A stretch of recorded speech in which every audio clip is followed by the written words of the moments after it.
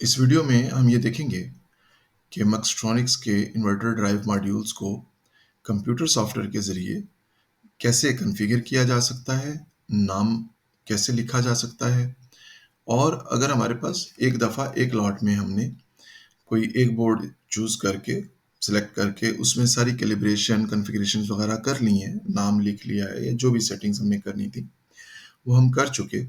तो उसके बाद सिर्फ उस एक बोर्ड के डाटा को हम बाकी उस लॉट के बाकी सारे बोर्ड्स में कैसे डाल सकते हैं, बजाय इसके कि हम हर बोर्ड को अलग-अलग कैलिब्रेट करें या उसमें कॉन्फ़िगरेशंस करें।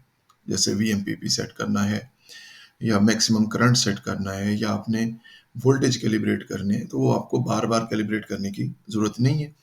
आपके पास एक लॉट बनी हुई थी 50 बोर्ड्स की या 100 बोर्ड्स की और आप ऑलरेडी जानते हैं कि उन सब में कंपोनेंट एक जैसे हैं, तो सिर्फ एक बोर्ड को कैलिब्रेट कर लेना काफ़ी है।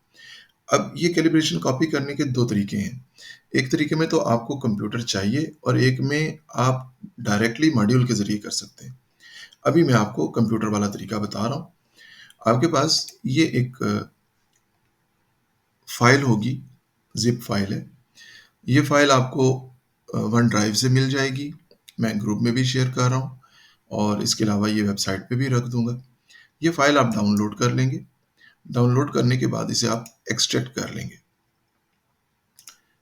जब आप इसे एक्सट्रैक्ट करेंगे, तो आप देखेंगे कि एक फ़ोल्डर आपके पास बन गया, इस तरह से। इस फ़ोल्डर में आप देखें कि 2 चीज़ें इन पे आपने तवज्जो करनी है। एक एसटीएम एसपीडब्ल्यूएम एक्सी और एक रन टाइम प्लस।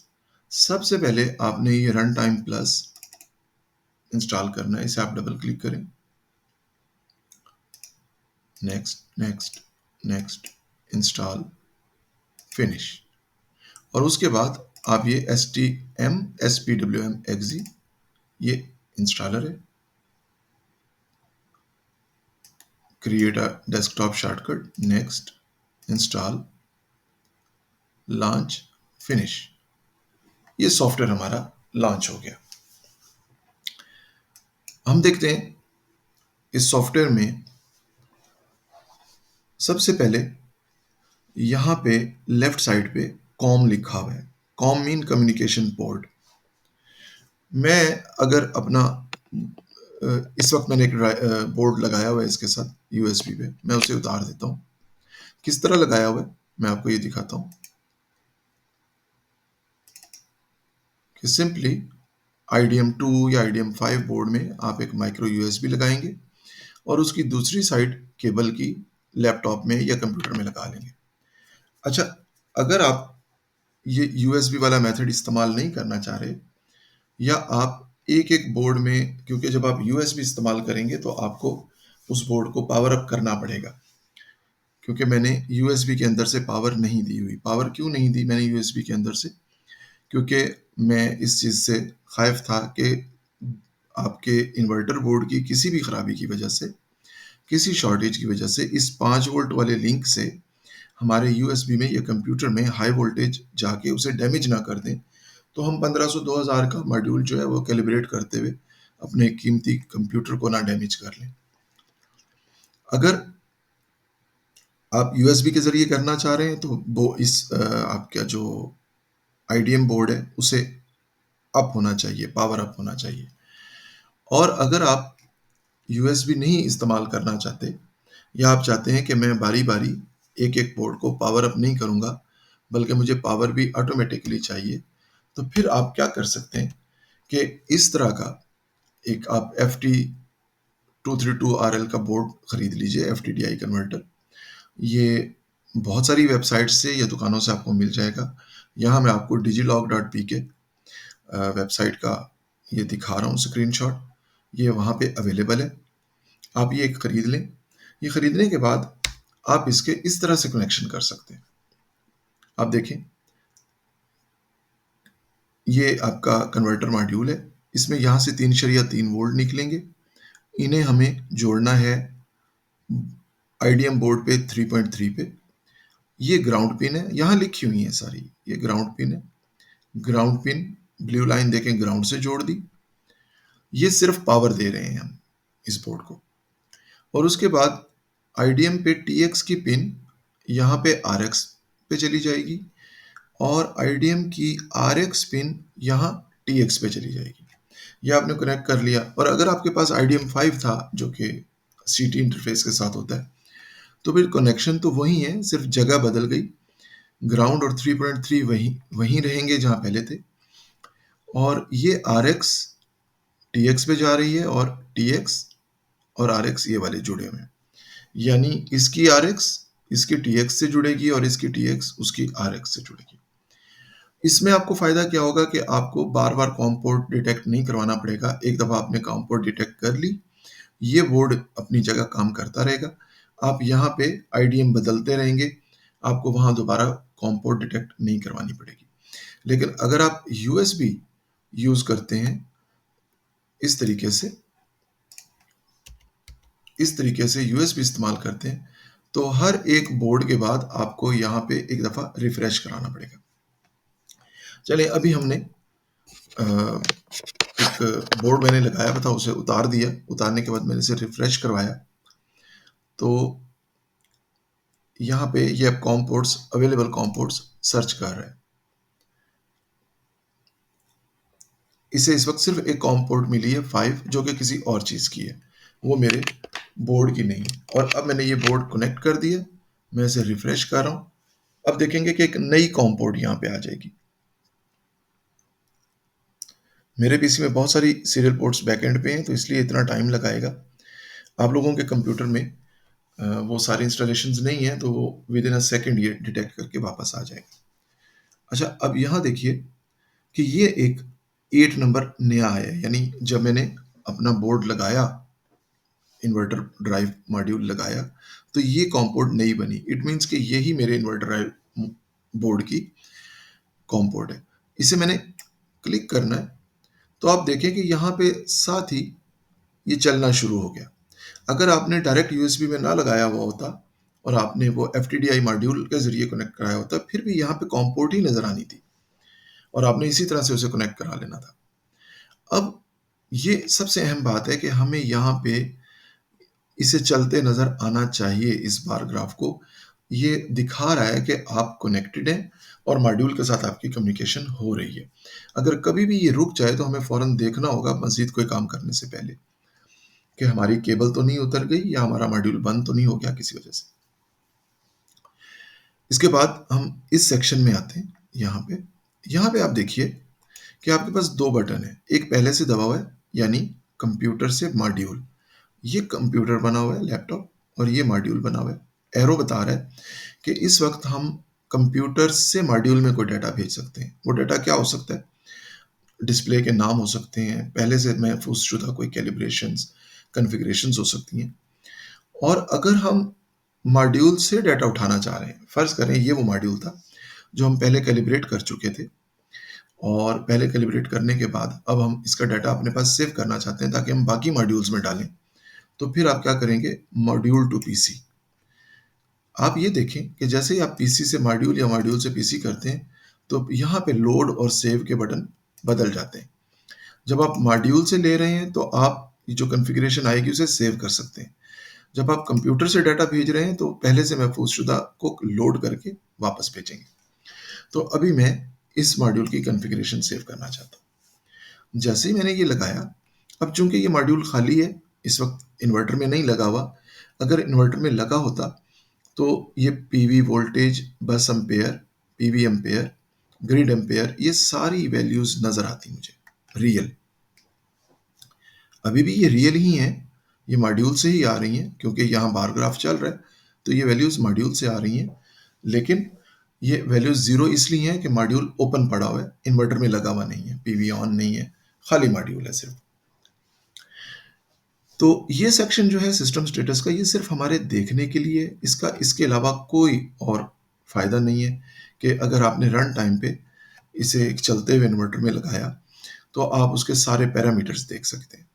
जैसे इस वक्त पीवी वोल्ट कितना चल रहा है, पीवी एम्पेयर कितने चल रहे हैं। अगर वो सीटी वाला था इंटरफेस के साथ तो ग्रिड एम्पेयर कितना है, और पीवी और ग्रिड एम्पेयर दोनों मिला के बस एम्पेयर कितने बन गए। आउटपुट पे एसी वोल्ट कितने बन रहे हैं, मॉड्यूलेशन इंडेक्स ये आपके काम की चीज़ नहीं है, लेकिन जो लोग इसको डीप लेवल पे समझते हैं, उन्हें इल्म है कि इसका क्या मतलब है। तो ये एक्चुअली बता रहा है कि हमारे पास कितनी परसेंट पावर इस्तेमाल हो रही है सोलर की और कितने परसेंट पावर पीछे अभी हमारे पास बैकअप पे है। और हीट, शॉर्ट सर्किट, बस ओवरलोड, पीवी लो, पीवी हाई, एसी लो, ये सारे नॉर्मल हैं। अगर इनमें से कोई वन हुआ तो वो एबनॉर्मेलिटी यहाँ पे नज़र आ जाएगी। मैं रिपीट कर रहा हूँ कि ये सेक्शन सिर्फ आपकी मॉनिटरिंग के लिए है, आप यहाँ कोई तब्दीली नहीं कर सकते। ये आपका एक डिस्प्ले है बस।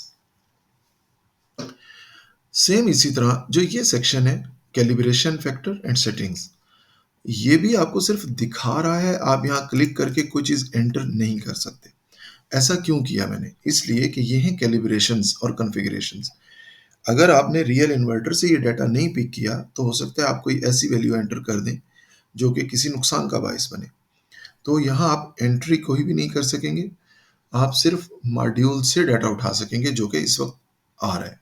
ये यहाँ से ये बता रहा है कि डाटा कनेक्टेड है मॉड्यूल के साथ, और ये एरो बता रहा है कि मॉड्यूल से डाटा कंप्यूटर को आ रहा है। तो इट मीन्स ये हमारी मौजूदा वैल्यूज़ हैं, जिनमें हमारी सेटिंग्स भी हैं और कैलिब्रेशंस भी हैं। सेटिंग्स क्या होती हैं? जैसे आपने वीएमपीपी कितने वोल्ट रखे हुए हैं, अच्छा देखने में आपको 2500 नज़र आ रहा है, बट इन रियल ये 0.1 के साथ ज़रब खा के 250 ही बनेगा। एसी वोल्ट आपने 230 रखे हुए हैं, मैक्सिमम डीसी एम्पेयर आपने 22 एम्पेयर सेट किए हुए हैं, और अगर सिटी वाला होगा तो फिर ये 10 एम्पेयर आप इसे कंसीडर करेंगे। जैसे अगर आपने इसे 30 एम्पेयर रखा हुआ है, तो वापडा यानी ग्रिड के एम्पेयर और पीवी के एम्पेयर मिला के जो एम्पेयर हैं, ये उन्हें डिटेक्ट करेगा और उस पे लिमिट लगाएगा। अगर उससे ज़्यादा होंगे तो सिस्टम को ऑफ करेगा। Wave, modified sine wave select हुई हुई है। ये सारी सिलेक्शंस जो कि आपने जो मॉड्यूल लगाया है उसमें जो हुई हुई थी, ये वो वहाँ पे आ गई हैं। और कैलिब्रेशंस जो हैं, ग्रिड एम्पेयर, पीवी, ये वैल्यूज़ जो हैं ये वोल्ट या एम्पेयर नहीं है, बल्कि ये कोई और फार्मूलों में इस्तेमाल होने वाली वैल्यूज़ हैं। इसीलिए ये आपको 5120 या 3420 नज़र आ रहा है। आपने ना इन्हें चेंज करना है, ना ही चेंज करने की इसमें ऑप्शन है। ये जो भी वैल्यू वहाँ से आएगी, आप इसे सेव कर सकेंगे। जब आप सेव करेंगे, तो मैं इन्हें अभी डी पे कहीं भी रख लेता हूँ। मैं इन्हें कहता हूँ कि ग्लोबल 1 से, और इसकी एक्सटेंशन बनेगी IDS, यानी इन्वर्टर ड्राइव मॉड्यूल की सेटिंग। सेव कर दी, फाइल सेव हो गई। अगर आप डी ड्राइव पे जाके देखेंगे तो ग्लोबल 1.IDS वहाँ पड़ी होगी। अच्छा, ये तो हो गई। अगर हमने यही सेटिंग्स वापस डालनी है, तो हमें क्या करना है? हमें करना है PC2 मॉड्यूल। अब देखें वापस जा रहे हैं। तो पहले सेव की ऑप्शन खुली थी, अब लोड की ऑप्शन खुली है। अब जब आप लोड करवाएंगे कोई भी फाइल, वहाँ पे देखें ग्लोबल 1.IDS, मैं इसे ओपन करूँ तो वही फाइल यहाँ पे लोड हो गई। अब जो डाटा यहाँ आया ये उस फाइल से आया है, अब ये मॉड्यूल से नहीं आ रहा। ये बात अहम है। अच्छा, अब एक तो ये डाटा हमारे पास आ गया, हम इसे किसी भी वक्त यहाँ पे प्रोग्राम के बटन के ज़रिए, चूंकि यहाँ पे ये मोड सिलेक्टेड है कि कंप्यूटर से मॉड्यूल, तो मैं प्रोग्राम का बटन दबाऊंगा तो ये जो मेरी नई सेव की हुई कैलिब्रेशन और सेटिंग्स थी, वो मॉड्यूल में चली जाएंगी। जाहिर है उसके लिए क्या करेंगे हम कि एक और मॉड्यूल लगाएंगे, ये मॉड्यूल उतार के, और एक दफ़ा फिर रिफ्रेश करवाएंगे, क्योंकि वो यूएसबी के साथ लगा होगा, और जब पोर्ट आएगी तो उसे क्लिक करके देखेंगे कि ये यहाँ चलना शुरू हो गया। और अगर आपने एफ वाला मॉड्यूल लगाया हुआ है और उसके ज़रिए उसे कनेक्ट करवाया हुआ है, तो फिर आपको रिफ्रेश करने की ज़रूरत नहीं है। ये सेक्शन चलता ही रहेगा। जैसे ही आप दूसरा मॉड्यूल लगाएंगे, तो ये बार दोबारा चलना शुरू हो जाएगी। अब आप कैलिब्रेशन सिर्फ सेंड करना चाह रहे हैं, तो ये जो आपने वोल्टेज और करंट बराबर किए थे, सिर्फ वो वाली वैल्यू जाएगी। अगर आप सेटिंग्स यानी VMPP, AC volt set point, wave, soft start, AC low error, fan mode, ये भी भेजना चाह रहे हैं, तो आप सेटिंग को भी क्लिक करेंगे। अच्छा, एक बात बता दूं कि फैन मोड तमाम बोर्ड्स में अवेलेबल नहीं होता, ये चंद बोर्ड में होता है। हो सकता है अगर आपके बोर्ड में, लोकल बोर्ड में फैन ऑटो या वो कंटिन्यूस वाली ऑप्शन अवेलेबल नहीं है मॉड्यूल के ज़रिए, तो आप परेशान ना होइएगा, ये जिन बोर्ड्स में है वहाँ काम करेगी, जिनमें नहीं है वहाँ पे इसका कोई इफ़ेक्ट नहीं होगा। तीसरी एक चीज़ है टेक्स्ट। टेक्स्ट क्या है कि यहाँ आप देखें कि 16 बाई 16 कैरेक्टर की 2 लाइनें और फिर 16 कैरेक्टर की 2 लाइनें।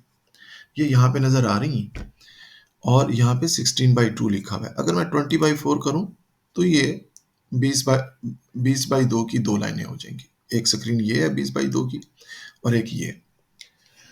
तो आपका डिस्प्ले अगर 16/2 है तो आप यहाँ क्लिक करेंगे, 20/4 है तो यहाँ पे क्लिक करेंगे। मैं 16/2 ही कर लेता हूँ। अब मैं देखना चाह रहा हूँ कि जो पहली स्क्रीन है, याद रखें ना ये डेटा तो मॉड्यूल से ले लेता हुआ है, टेक्स्ट नहीं ले सकेगा। टेक्स्ट आपको खुद ही देना पड़ता है। तो हम यहाँ पे किसी भी खाने में जाके कोई टेक्स्ट लिख सकते हैं, जैसे W। अब टैब के बटन से आप आगे जा सकते हैं, माउस से भी आगे जा सकते हैं। एक ही खाने में आप 2 दफ़ा करैक्टर नहीं दे सकते। दोबारा मैं देने की कोशिश कर रहा हूँ तो पहले वाला भी मिट रहा है। WAHEED डी और मैं कहीं पे आ गया, कोई स्पेस छोड़ दी मैंने, AHMAD। मैं यहाँ कहता हूँ इन्वर्टर INVERTER। मैं यहाँ कर लेता हूँ 10 स्पेस किलोवाट। अब मैं इसे सेव कर लूँगा एक दफ़ा। जब मैं इसे सेव करूँगा, मैं इसे करूँगा ग्लोबल 1 बस। तो IDT एक्सटेंशन के साथ ये जाएगा, यानी इन्वर्टर ड्राइव मॉड्यूल की टेक्स्ट फाइल। आपने सेव कराया, ये भी सेव हो गया। जो यहाँ से टेक्स्ट जाना है, ये वो टेक्स्ट होगा जो यहाँ लिखा हुआ नज़र आ रहा है। अगर आप फाइल लोड करते हैं, जो अभी आपने लिखी थी wahid.idt, या आपने ये पहले से एक लिखी हुई थी, या ये global1.idt, ये तो जो टेक्स्ट यहाँ नज़र आ रहा है जाएगा ये टेक्स्ट। अगर मैं ये लोड करने के बाद यहाँ पे एक स्टेरिक डाल दूं तो सेंड करने पे ये जो नज़र आ रहा है यही जाएगा, स्टेरिक भी साथ जाएगा। फाइल लोड करने के बाद अगर आप यहाँ कोई तब्दीली करते हैं तो वो तब्दीली जाना शुरू हो जाएगी। आप चाहते हैं कि मैं टेक्स्ट भी भेजना चाह रहा हूँ, आप टेक्स्ट भी क्लिक कर दें। अब अगर मैं प्रोग्राम का बटन दबाऊं तो मैं देखूंगा कि कैलिब्रेशंस भी जा रही हैं, सेटिंग्स भी जा रही हैं और टेक्स्ट भी, और ये आपके मॉड्यूल में वो सारा डाटा वापस चला गया। ये हमने एक और मॉड्यूल लगाया हुआ था, उसमें सारा डाटा वापस चला गया। अगर आप FTDI मॉड्यूल के ज़रिए ये कर रहे हैं तो सिंपली आप अब वो मॉड्यूल उतारें, दूसरा मॉड्यूल लगाएं और अगेन प्रोग्राम का बटन दबा दें। और अगर आपने USB के ज़रिए किया था तो अब आप USB उतारें। ये देखिए ये रुक गया USB उतारने पे। एक नया मॉड्यूल यहाँ पे लगाएं, इसे दोबारा रिफ्रेश करें। मेरे सिस्टम पे ये लेट है, लेकिन आपके सिस्टम पे ये विद इन सेकेंड वापस आ जाएगा। और क्लिक करें, अब दोबारा नए पे फिर प्रोग्राम कर दें। फर्ज करें मैं सेटिंग नहीं भेजना चाहता, कैलिब्रेशन और टेक्स्ट भेजना चाहता हूँ, टेक्स्ट भी नहीं भेजना चाहता, सिर्फ कैलिब्रेशन भेजना चाहता हूँ। प्रोग्राम कॉपिंग डाटा हो गया। मैंने कैलिब्रेशन नहीं भेजनी, सिर्फ टेक्स्ट भेजना है, ये ले टेक्स्ट चला गया। तो ये आपका सॉफ्टवेयर है, आप इसे इस्तेमाल करें। किसी किस्म का कोई प्रॉब्लम आए तो आप मुझसे डिस्कस कर सकते हैं।